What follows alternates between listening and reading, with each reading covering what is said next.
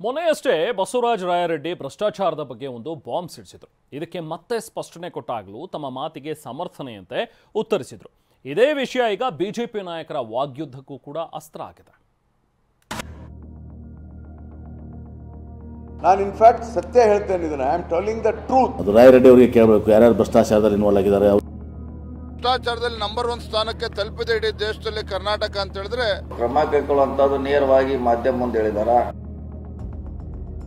ಭ್ರಷ್ಟಾಚಾರದಲ್ಲಿ number 1 ಅಂತ ಈ ಸರ್ಕಾರದ ಮೇಲೆ ಹೊಗಳಿಕೆಯನ್ನು ಅವರು ಮಾಡಿದ್ನಂತ ಯಾರು ಪಕ್ಷಕ್ಕೆ ದೊಡ್ಡವರಲ್ಲ. ರಾಜ್ಯದಲ್ಲಿ ಬೆಲೆ ಏರಿಕೆ ವಿರುದ್ಧ ಬಿಜೆಪಿ ಸಮರಾಗ್ನಿ ಹೊತ್ತಿಸಿದೆ. ಗ್ಯಾರಂಟಿಗಳಿಗಾಗಿ ಸರ್ಕಾರ ಈ ಮೂಲಕ ಹಣ ಸಂಗ್ರಹ ಮಾಡ್ತಿದೆ, ಭ್ರಷ್ಟಾಚಾರದಲ್ಲಿ ಮುಳುಗಿ ಹೋಗಿದೆ ಅಂತ ಹೆಜ್ಜೆ ಹೆಜ್ಜೆಗೂ ಬಾಂಬ್ಗಳನ್ನ ಸಿಡಿಸುತ್ತಾ ಬರ್ತಿದೆ. ಇಂಥ ಸಮರದ ನಡುವೆ ಶಾಸಕ ಸಿಎಂ ರಾಜಕೀಯ ಕಾರ್ಯದರ್ಶಿ ಬಸವರಾಜ ರಾಯರೆಡ್ಡಿ ಹೇಳಿರುವ ಮಾತುಗಳು ರಾಜ್ಯ ರಾಜಕಾರಣದಲ್ಲಿ ಭಿನ್ನ ವಿಭಿನ್ನ ಚರ್ಚೆ ಹುಟ್ಟು ಹಾಕಿದೆ. ಭ್ರಷ್ಟಾಚಾರದ ವಿಚಾರವಾಗಿ ಕೊಟ್ಟಂತಹ ಸ್ಟೇಟ್ಮೆಂಟ್ಗಳು ಬಿಜೆಪಿ ನಾಯಕರ ವಾಗ್ಯುದ್ಧದ ಬತ್ತಳಿಕೆಗೆ ಅಸ್ತ್ರ ಕೊಟ್ಟಿದೆ. ಮೊನ್ನೆ ಕೊಪ್ಪಳದಲ್ಲಿ ಮಾತನಾಡಿದ್ದ ಬಸವರಾಜ ರಾಯರೆಡ್ಡಿ ಭ್ರಷ್ಟಾಚಾರದಲ್ಲಿ ಕರ್ನಾಟಕ ನಂಬರ್ 1 ಅಂತ ಹೇಳಿದ್ರು. ರಾಯರೆಡ್ಡಿ ಮಾತು ದೊಡ್ಡ ಮಟ್ಟದಲ್ಲಿ ಸದ್ದು ಮಾಡಿದ್ದು ಉಂಟು. ಹೀಗಿರುವಾಗ ತಮ್ಮ ಮಾತಿಗೆ ಸ್ಪಷ್ಟನೆ ಕೊಟ್ಟಿರುವ ರಾಯರೆಡ್ಡಿ, ಅಲ್ಲೂ ಕೂಡ ಭ್ರಷ್ಟಾಚಾರದಿಂದ ಅಭಿವೃದ್ಧಿ ಕೆಲಸಗಳು ಹಾಳಾಗ್ತಿವೆ, ನಾವೆಲ್ಲರೂ ಕೆಟ್ಟು ಹೋಗಿದ್ದೀವಿ ಅನ್ನೋ ಮೂಲಕ ಮತ್ತೊಂದು ರೀತಿಯ ವ್ಯಾಖ್ಯಾನಕ್ಕೆ ವೇದಿಕೆ ಕೊಟ್ಟಿದ್ದಾರೆ. ನಾನು ಹೇಳಿದ್ದೆ, ಕರ್ನಾಟಕದಲ್ಲಿ ಬಹಳಷ್ಟು ಈ ಅಭಿವೃದ್ಧಿ ಕೆಲಸದಲ್ಲಿ ಕರಪ್ಷನ್ ಇದೆಲ್ಲ ಆಗಿ ಹಾಳಾಗ್ತದೆ ಅಂತ ಡೆಫಿನೆಟ್ ಆಗಿ ಜನರಲ್ ಅಡ್ಮಿನಿಸ್ಟ್ರೇಷನ್ ಆಗ್ತಾ ಇದೆ ಅಂತ ಹೇಳ್ತೇನೆ. And as a legislature I spoke this in the floor of the house. ನಾನು ಹಿಂದೆ ಮುಂದೆ ನೋಡಿಲ್ಲ, ಫ್ಲೋರ್ ಆಫ್ ದ ಹೌಸಲ್ಲಿಯೂ ನಾನು ಮಾತಾಡಿದ್ದೇನೆ, ಅದನ್ನು ಸರಿ ಮಾಡಬೇಕು ಅಂತಲೇ ಹೇಳಿದೆ.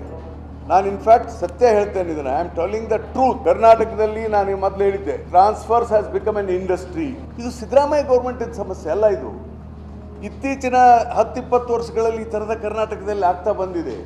ಬೇರೆ ದೇಶದ ಬೇರೆ ರಾಜ್ಯಗಳಲ್ಲಿದೆ, ಅಲ್ಲಿ ಇಲ್ಲ ಅಂತ ನಾನು ಹೇಳಲಿಲ್ಲ. ಆದರೆ ನಮ್ಮ ರಾಜ್ಯ ಸುಧಾರಣೆ ಆಗಬೇಕನ್ನೋದು ನಮ್ಮೆಲ್ಲರ ಆಸೆ, ನನ್ನ ಆಸೆ. ಈಗ ನಾವೆಲ್ಲರೂ ಕೆಟ್ಟೋಗಿದ್ದೇವೆ, ಸರಿ ಇಲ್ಲ. ಕರಪ್ಷನ್ನಿಗೆ ಫಸ್ಟ್ ಕಾರಣ first day of the nomination. ಯಾವ ರಾಜ್ಯದಲ್ಲಿ ಕರ್ನಾಟಕದಲ್ಲಿ ಇಲೆಕ್ಷನ್ ನಡೀತದೆ, ನಾಮಿನೇಷನ್ ಕೊಟ್ಟ ದಿನದಿಂದಲೇ ಭ್ರಷ್ಟಾಚಾರ ಪ್ರಾರಂಭ ಆಗ್ತದೆ. ಇದು ಸತ್ಯ ಅಲ್ವಾ?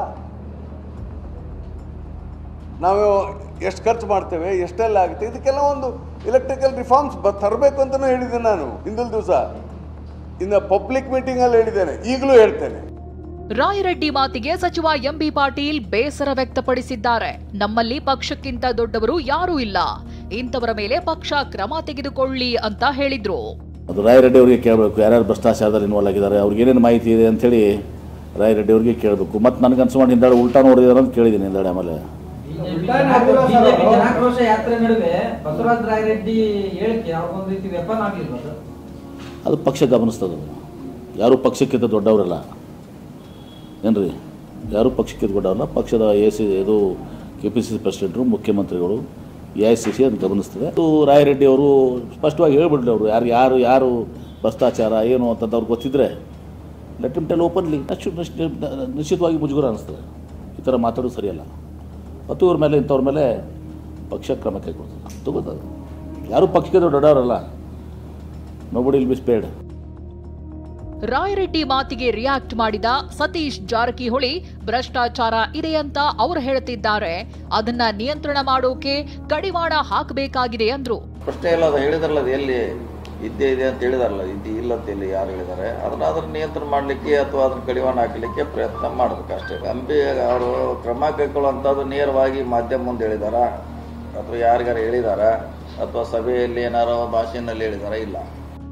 ಬಿಜೆಪಿ ನಾಯಕರಂತೂ ರಾಯರೆಡ್ಡಿ ಹೇಳಿಕೆಯನ್ನೇ ದೊಡ್ಡದಾಗಿ ಮಾಡಿಕೊಂಡಿದ್ದಾರೆ. ವಿಜೇಂದ್ರ ಮಾತನಾಡಿ, ಅವ್ರು ಹೇಳಿದ್ದು ಸತ್ಯ ಅಂದ್ರೆ ಸುನಿಲ್ ಕುಮಾರ್ ಸಿಎಂ ರಾಜೀನಾಮೆ ಕೊಡಬೇಕಿತ್ತು ಅಂತ ಲೇವಡಿ ಮಾಡಿದ್ದಾರೆ. ಇಡೀ ದೇಶದಲ್ಲಿ ಕರ್ನಾಟಕ ರಾಜ್ಯ ಏನು ಹಿಂದೆ ಬಿಜೆಪಿ ಸರ್ಕಾರ ಇದ್ದಾಗ ಅಭಿವೃದ್ಧಿ ಕಾರ್ಯದಲ್ಲಿ ಗುಜರಾತ್ ನಂತರದಲ್ಲಿ ಕರ್ನಾಟಕ ಇತ್ತು.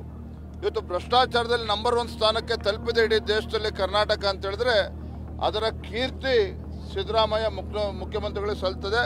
ಆ ಸತ್ಯವನ್ನ ಬಸವರಾಜ ರೆಡ್ಡಿ ಅವರು ಹೇಳಿದ್ದಾರೆ. ಸ್ವತಃ ಮುಖ್ಯಮಂತ್ರಿಗಳ ಆರ್ಥಿಕ ಸಲಹೆಗಾರರೇ ಭ್ರಷ್ಟಾಚಾರದಲ್ಲಿ ನಂಬರ್ 1 ಅಂತೇಳಿ ಈ ಸರ್ಕಾರದ ಮೇಲೆ ಹೊಗಳಿಕೆಯನ್ನು ಅವ್ರು ಮಾಡಿದ ನಂತರ ನಿಜವಾಗಿ ಸಿದ್ದರಾಮಯ್ಯನವರಿಗೆ ಮಾನ ಮರ್ಯಾದೆ ಇದ್ದಿದ್ರೆ AICC ಅಧಿವೇಶನದಲ್ಲೂ ರಾಜೀನಾಮೆಯನ್ನು ಕೊಟ್ಟು ಬರಬೇಕಾಗಿತ್ತು. ಯಾಕೆಂದರೆ ಅವರ ಪಕ್ಕದಲ್ಲೇ ಇರುವಂಥ ಆರ್ಥಿಕ ಸಲಹೆಗಾರರು, ಅದರಲ್ಲೂ ಈ ವರ್ಷ ಈ ಬಜೆಟನ್ನು ಪ್ರಿಪೇರ್ ಮಾಡಿದಂಥವ್ರು ಭ್ರಷ್ಟಾಚಾರದಲ್ಲಿ ನಂಬರ್ 1 ಅಂತೇಳಿ ಅವ್ರು ಹೇಳ್ತಾರೆ. ರಾಯರೆಡ್ಡಿ ಹೇಳಿದ ಒಂದೇ ಒಂದು ಮಾತು ರಾಜಕೀಯ ವಾಕ್ ಸಮರಕ್ಕೆ ವೇದಿಕೆ ಕೊಟ್ಟಿದ್ದಂತೂ ಸುಳ್ಳಲ್ಲ. Bureau report, TV9.